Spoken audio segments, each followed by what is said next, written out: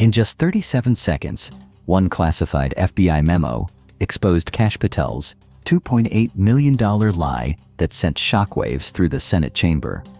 Senator Cory Booker didn't need dramatic speeches or political theater. He simply read from Patel's own internal correspondence that contradicted everything the FBI director had testified under oath. Cameras captured Patel's face, turning ashen as he realized his perjury was being broadcast live to 94 million viewers. The Senate Judiciary Committee fell into stunned silence. What evidence did Booker reveal that made America's top law enforcement official choose between admitting massive corruption or committing felony perjury on live television? January 16, 2026, 3:47 p.m. The Hart Senate Office Building's most secure hearing room, where afternoon shadows would soon witness the most explosive moment in congressional oversight history. Senator Cory Booker sat like a prosecutor who had spent months building an airtight case, navy suit, crisp as his legal arguments, silver tie pin catching the light that would soon illuminate the biggest perjury scandal in FBI history. Across the witness table, FBI Director Kash Patel projected confidence born from years of bureaucratic survival.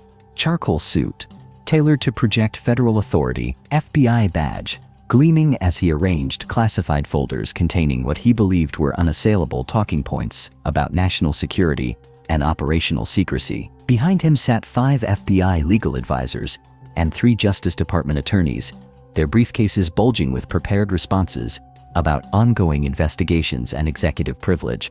What Patel didn't know was that Senator Booker possessed something devastating: unredacted copies of Patel's own classified correspondence that directly contradicted every major statement the FBI director had made during 3 hours of testimony. Documents obtained through a Justice Department whistleblower that would expose systematic lying under oath.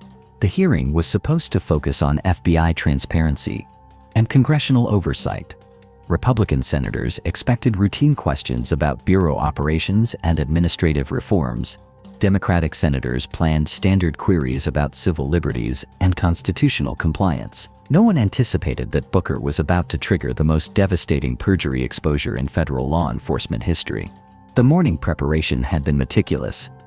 Booker's chief counsel had spent 3 weeks verifying every document with multiple intelligence sources. Senator, his aide had warned during final preparation, if these documents are authentic, we're about to expose the biggest FBI scandal since J. Edgar Hoover. Patel won't just lose his job, he'll face federal prosecution for perjury and constitutional violation. Behind Patel, his legal team appeared confident, but nervous. FBI General Counsel Jason Jones had reviewed Patel's testimony for weeks, believing their carefully crafted responses about budget allocations were bulletproof. What Jones didn't know was that a senior FBI whistleblower had been secretly copying classified correspondence for months, waiting for the right moment to expose systematic corruption. At exactly 3:47 p.m., Chairman Dick Durbin recognized Senator Booker for his questioning period. The senator from New Jersey is recognized for 15 minutes. The time allocation seemed routine, but Booker would need less than 1 minute to completely destroy Patel's credibility and potentially end his career. Booker opened with deceptive calm, his voice carrying the measured precision of someone who had prosecuted federal cases before entering politics. Director Patel, thank you for your testimony today. I'd like to clarify some statements you made earlier about FBI resource allocation and operational priorities. Patel relaxed slightly. Resource allocation questions were manageable territory with prepared responses about budget efficiency and operational effectiveness. Senator Patel replied with practiced confidence. The FBI remains committed to maximizing every taxpayer dollar, while ensuring we have the resources necessary to protect Americans from evolving threats, both foreign and domestic. The response was polished and meaningless, exactly the kind of bureaucratic language that triggered Booker's prosecutorial instincts. Excellent, Booker said with a slight smile. Since you mentioned maximizing taxpayer dollars, let me ask about a specific expenditure, Director. Earlier today you testified that the FBI has spent approximately $800,000 on counterintelligence operations targeting foreign interference in American elections. Is that correct? The question seemed routine, referencing testimony from earlier in the hearing. Patel had no reason to suspect danger. That's correct, Senator. The FBI has allocated approximately $800,000 for enhanced counterintelligence capabilities to protect American democratic processes from foreign interference. $800,000, Booker repeated thoughtfully. Then he opened a manila folder with deliberate precision. Director, let me share something that might help refresh your memory about FBI counterintelligence spending. He lifted a document clearly marked with FBI letterhead and top secret classification markings. Patel's confident expression immediately flickered as he recognized internal bureau correspondence. This is a memorandum from FBI Deputy Director Paul Abbate. To you, dated December 3, 2025, regarding counterintelligence budget allocations. Would you like me to read the relevant section, or would you prefer to correct your testimony about the $800,000 figure? The chamber began to sense something significant was happening. Booker wasn't asking theoretical questions about policy. He was confronting the FBI director with his own classified documents. Senator, Patel said carefully, I cannot comment on classified internal communications that may contain sensitive operational details that could compromise ongoing investigations. Cannot comment, Booker echoed with prosecutorial precision. Director, this memo discusses budget allocations, not operational details. Let me read the relevant section. He cleared his throat and began reading with devastating clarity.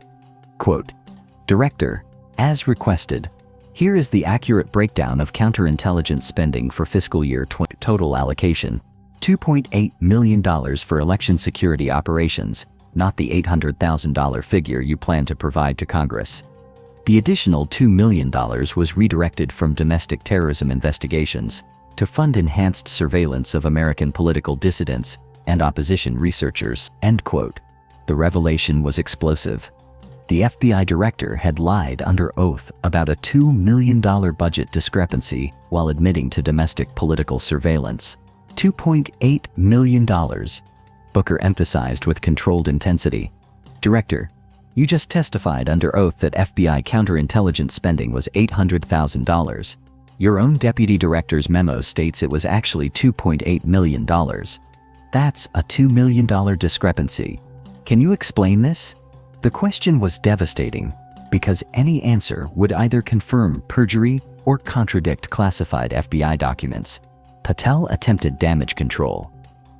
Senator, budget figures can be complex and may involve different accounting categories that require careful analysis to ensure accuracy. Different accounting categories, Booker repeated with academic precision. Director, let me help clarify these categories. He lifted a second document. This one marked with multiple classification stamps. This is your personal memorandum to Deputy Director Abbate, dated November 28, 2025, 5 days before his response. Patel's face visibly paled as he realized his entire classified correspondence had been leaked to Congress. Your memo states, Booker read with prosecutorial momentum, and I quote, Paul, Congress will ask about our counterintelligence spending during my January testimony. Prepare talking points stating $800,000 total allocation. Do not mention the additional $2 million we redirected for domestic political surveillance. This must remain classified to avoid congressional oversight of our expanded domestic operations. End quote. The admission was staggering. The FBI director had premeditated lying to Congress about budget allocations, while admitting to domestic political surveillance that exceeded legal authority. You plan to lie to Congress, Booker stated with controlled fury. Director, you instructed your deputy to help you deceive this committee about FBI spending. Is that your understanding of congressional oversight? The question struck at the heart of constitutional separation of powers and federal law enforcement accountability. Social media exploded as viewers watched the FBI director's perjury exposed in real time through his own classified documents. Patel perjury began trending alongside FBI domestic spying and Booker exposed. The story was erupting beyond the hearing room into a constitutional crisis about FBI domestic surveillance. But the most damaging evidence, Booker continued with relentless precision, concerns what that additional $2 million was used for. He lifted a third document, this one from the FBI's Domestic Intelligence Division. This is a budget summary prepared by Assistant Director Jennifer Moore, detailing how the redirected $2 million was actually spent. The classification markings were extensive, indicating the most sensitive FBI operational information. The summary reveals, Booker read with devastating clarity, that $2 million in misdirected funds was used to, quote, enhance surveillance capabilities, targeting American political opposition researchers, progressive activist organizations, and Democratic Party campaign operations during the 2024 election cycle. End quote. The revelation was constitutional dynamite. The FBI had used misdirected funds to conduct domestic political surveillance during an election. Domestic political surveillance, Booker emphasized with controlled outrage. Director, you lied to Congress about budget allocations to hide the fact that the FBI was spying on American political organizations during an election. Is this your understanding of the FBI's constitutional role? The question was unanswerable without admitting to systematic constitutional violations and electoral interference.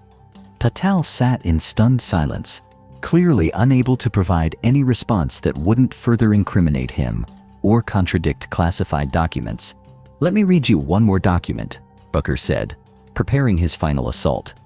This is the operational summary that Assistant Director Moore prepared for your review on December 15. He lifted a document marked with the highest FBI classification levels.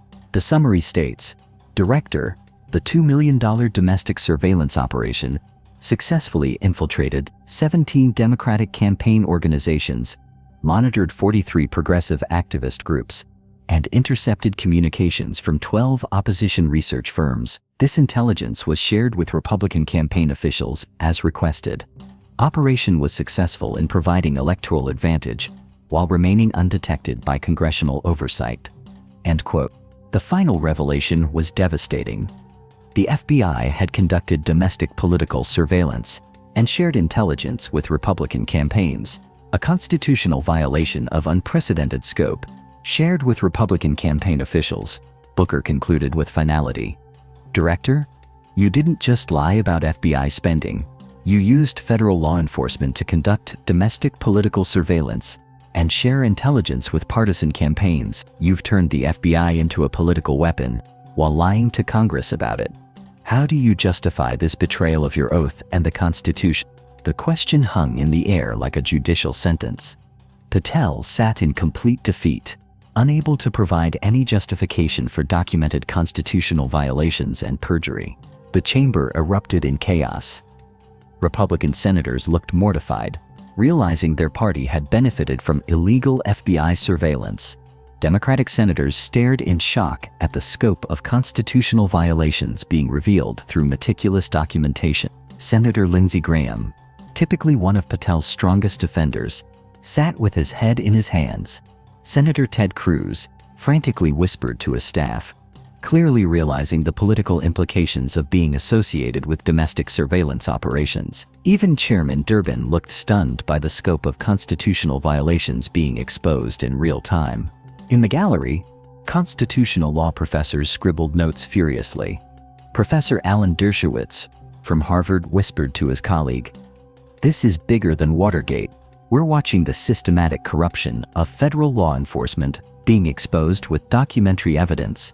Television networks immediately cut into regular programming.